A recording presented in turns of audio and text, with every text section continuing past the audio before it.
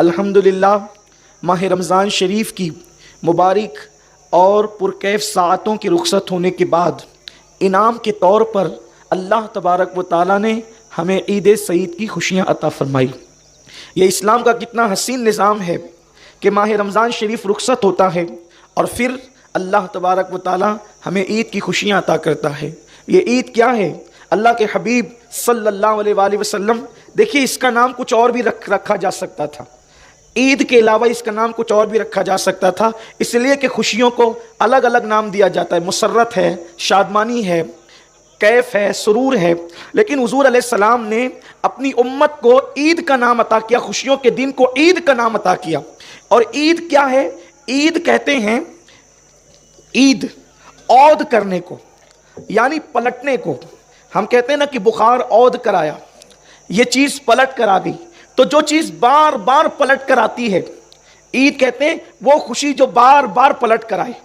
اس کا مطلب یہ ہے کہ اللہ کے حبیب نے امت کو گارنٹی دی ہے کہ غم پلٹ کر آئے نہ آئے، لیکن اے میری امت تم تک خوشیاں ضرور پلٹ کر آئے گی، تم تک خوشیاں ضرور پلٹ کر آئے گی۔ اسلام میں کوئی دن ایسا نہیں ہے جس کا نام یہ ہو کہ غم پلٹ کر آئے گا، لیکن اسلام میں عید ہے، خوشیاں پلٹ کر آئے گی۔ اور پھر اس کے بعد صرف اللہ اکبر، عید الفطر کو عید نہیں کہا، بقرعید کو بھی عید کہا۔ اور پھر مصطفیٰ جان رحمت کا کوئی امتی سوچ سکتا ہے کہ چلو سال میں 2 مرتبہ خوشیاں پلٹ کر آئے گی، لیکن آقا نے ارشاد فرمایا ہر جمعہ مومنین کے لیے عید کا دن ہے، یعنی کہ صرف سال میں 2 خوشیاں پلٹ کر نہیں آئے گی، بلکہ ہر ہفتہ پلٹ کر آئے گی، ہر لمحہ پلٹ کر آئے گی، ہر ساتھ پلٹ کر آئے گی۔ اس لیے اس کو عید کا دن کہتے ہیں۔ عید کے دن غصے میں آنے کا دن نہیں، عید کے دن جلال میں آنے کا دن نہیں، عید کے دن غضب میں آنے کا دن نہیں، یہ خوشیوں کا دن ہے۔ اس دن خوشیاں اس لیے ہے کہ اللہ تعالیٰ خود خوشی کا اظہار کرتا ہے، اور جب خوشی کا اظہار کرتا ہے تو بندوں سے کہتا ہے اے پاپیو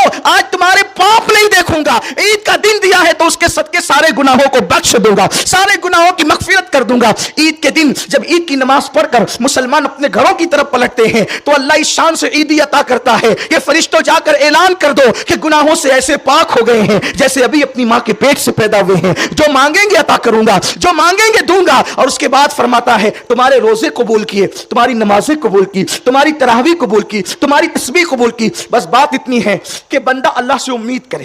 مجھے ایک بات بہت پسند آتی ہے، ایک مرتبہ یہ ہوا کہ ایک پیغمبر، دیکھو عمل کتنا ہی مختصر ہو، کتنا ہی ٹوٹا پھوٹا ہو، مگر یقین مضبوط ہونا چاہیے اللہ پر۔ ہاں عمل کے معاملے میں ہم کمزور کبھی ہو جائیں تو ہو جائیں، لیکن یقین کے معاملے میں کبھی کمزور نہیں ہونا، یہ خاص بات یاد رکھیں۔ یقین کے معاملے میں کبھی کمزور نہیں ہونا۔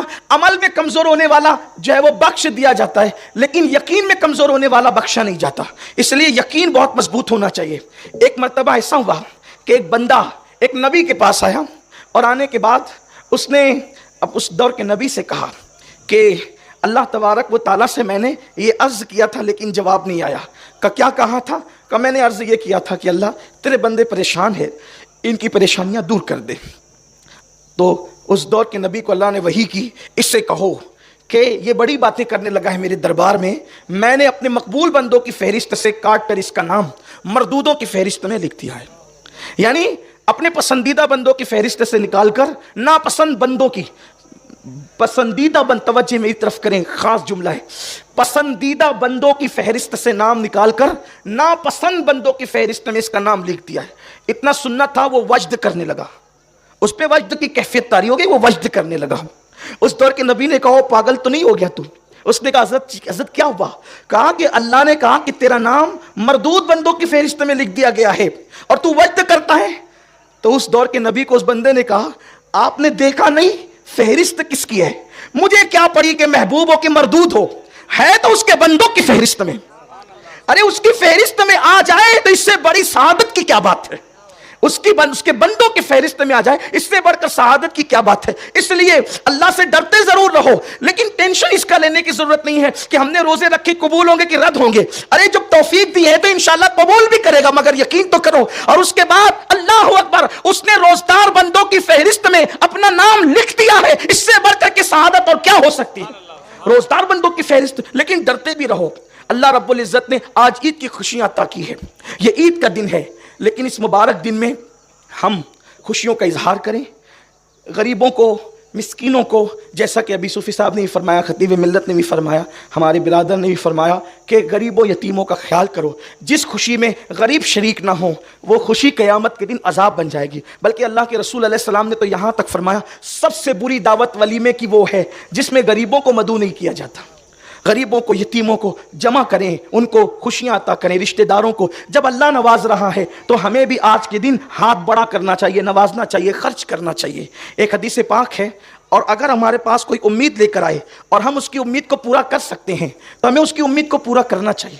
کیونکہ حدیث پاک میں آتا ہے کہ جو کسی کی آس توڑتا ہے خدا اس کی آس توڑ دیتا ہے اور اس کے اعمال کو اللہ رد کر دیتا ہے. عید منانے والوں, عید صرف سفید نئے کپڑوں کا نام نہیں ہے, عید صرف عطر اور خوشبو لگانے کا نام نہیں ہے, عید صرف آنکھوں میں سرما ڈالنے کا نام نہیں ہے. عید اللہ اکبر, بدن پہ عید کے دن خوشبو لگاؤ گے, تھوڑی دیر کا پسینہ اس کو بدبودار کر دے گا, لیکن اللہ کے بندوں کی آس پوری کر کے ان کے دل کو خوش کرو گے. ماں کی آس پوری کر کے, باپ کی آس پوری کر کے, بھائیوں کی آس پوری کر کے, پڑوسیوں کی آس پوری کر کے, مسلمانوں کی آس پوری کر کے اگر آپ نے ان کے دلوں کو خوش کر دیا تو انشاءاللہ جب تک دنیا میں رہو گے تب بھی خوش رہو گے, قبر کے اندر بھی خوش رہو گے, میدان محشر میں بھی خوش رہو گے. لیکن افسوس آج ہم لباس پر تو توجہ دیتے ہیں, رشتوں پر توجہ نہیں دیتے, لوگوں کے دلوں پہ توجہ نہیں دیتے. اس لیے عید اس طرح بھی منائیے, ضرورت مندوں کی ضرورت کو پورا کیجیے اور لوگوں کی ضرورتوں کا خیال کیجیے, اپنی خوشیوں میں لوگوں کو شریک کیجیے.